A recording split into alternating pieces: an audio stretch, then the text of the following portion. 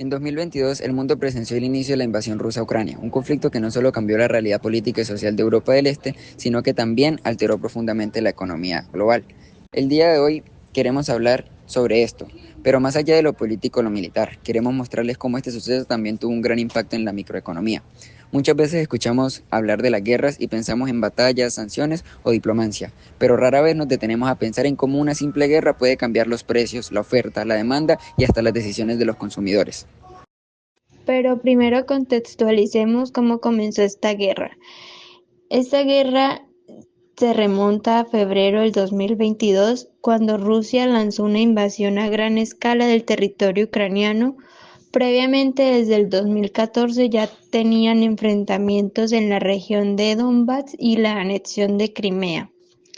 Los objetivos declarados por Rusia incluían la desmilitarización y la desnazificación de Ucrania, aunque han sido ampliamente rechazados por la comunidad internacional.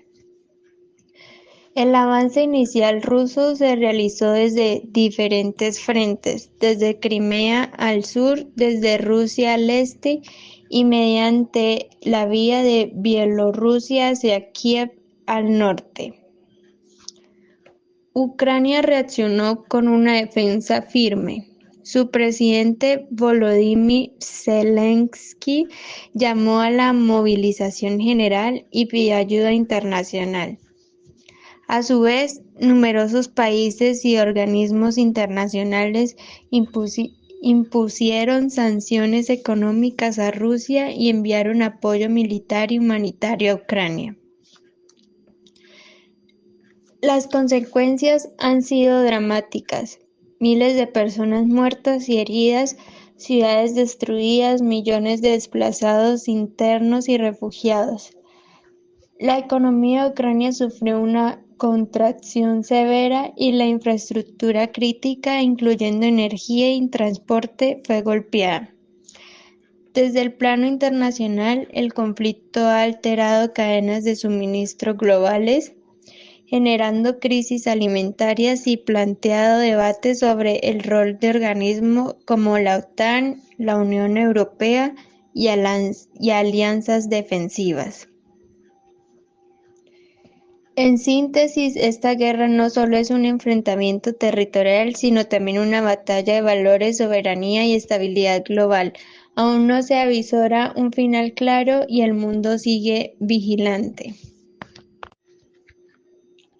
Hoy, después de años de enfrentamientos, el final del conflicto aún no está claro. Ambos países siguen resistiendo y adaptándose, mientras el mundo observa con precaución y esperanza de que algún día se pueda alcanzar una solución que ponga fin al sufrimiento y garantice la estabilidad en la región.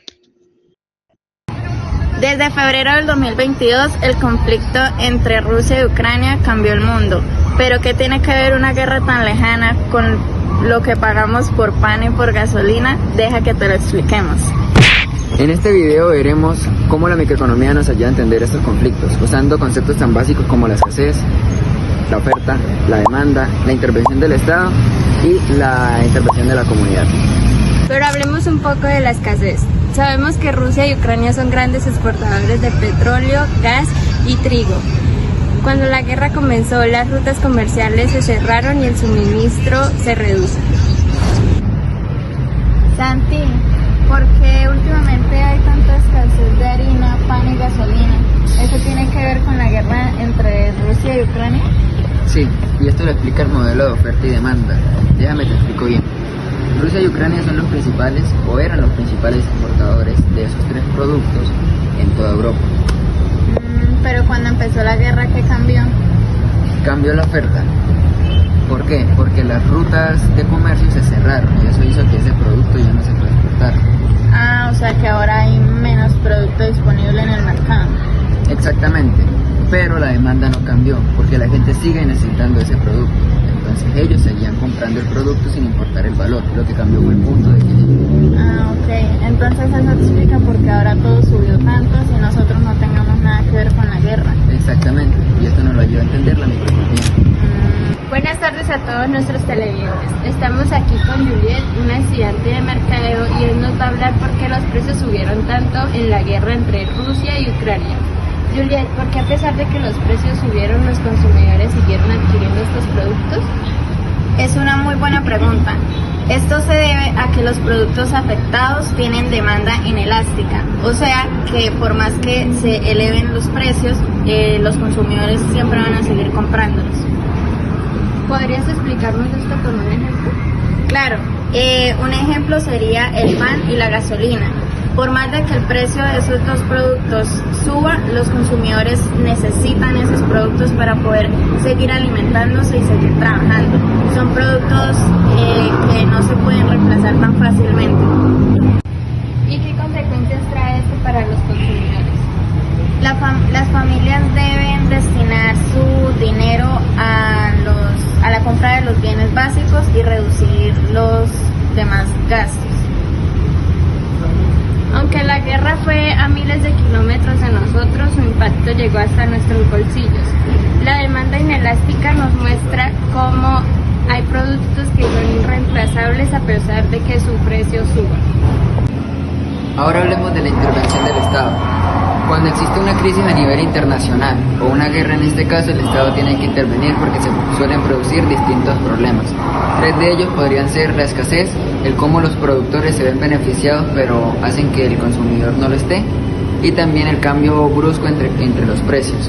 ¿Cómo interviene el Estado? Voy a comentar 4 formas. En la política fiscal y monetaria, también suele presentarse mediante el cambio de los precios, pero esos precios no son cambios, son regulaciones. Buscan establecer un equilibrio entre el aumento y la disminución de algunos productos. Y también se presenta de forma que entregan subsidios, es decir, ayudas directas a ciertas comunidades. El Estado tiene que intervenir para buscar este tipo de soluciones y crear un equilibrio en el mercado. Ya que hablamos sobre la intervención del Estado, hablemos también de cómo esta crisis generó consecuencias y conflictos. Total, la guerra entre Rusia y Ucrania desató un desequilibrio enorme. Ucrania es uno de los grandes exportadores de trigo y Rusia uno de los grandes proveedores de gas y petróleo. Cuando la guerra comenzó, la oferta de estos productos cayó drásticamente. Y claro, al disminuirse la oferta, pero la demanda mantenerse, esto generó que los precios sobreexplotaran y generaron un desequilibrio terrible. Exacto, los precios del trigo, del maíz y del aceite subió hasta un 50% en los meses, y el gas en Europa también aumentó. Y esto no solo afectó a esos productos, esto también generó una caída en cadena, ya que al subir el precio de la gasolina subió también el precio de los servicios públicos. Exacto, a esto se le llama inflación, y es cuando las empresas ponen a su máximo precio a los productos. Esto nos enseña que este tipo de crisis no solo afectan a la política y a la geopolítica, sino también afectan de forma directa a la microeconomía. Después de analizar el conflicto entre Rusia y Ucrania, podemos entender que detrás de una guerra no solo hay conflictos entre políticos o conflictos sociales, sino también repercusiones económicas. Desde la microeconomía vimos cómo se alteraron en los mercados de bienes esenciales, la oferta y la demanda perdieron su equilibrio natural y cómo el gobierno tuvo que intervenir para proteger a sus consumidores. Sin embargo, cada intervención tuvo su costo a mayor déficit, distorsionando en los precios y una constante lucha por mantener el equilibrio. Este conflicto nos demuestra que la economía mundial está interconectada y que una decisión o una guerra en un país puede afectar los precios y el bienestar de millones de personas en todo el planeta. La microeconomía no es solamente una herramienta que nos permite entender el impacto real de las decisiones que se toman en los mercados, incluso en medio de una guerra. Detrás de cada cifra, de cada gráfico y de cada indicador económico existen historias reales. La guerra entre Rusia y Ucrania no solo cambió el mercado, sino que afectó también la vida de millones de familias. Desde la microeconomía entendemos que las grandes crisis no solo se reflejan en los pequeños detalles, como la oferta que disminuye, en la demanda que se ajusta y también en las decisiones de quienes intentamos seguir adelante. Este conflicto nos enseña que la economía no son solo números, es la representación de nuestras decisiones y nuestras limitaciones, porque al final cada cambio en el mercado cuenta también una historia humana. Comprenderlo es el primer paso para construir un mundo más equilibrado y próspero.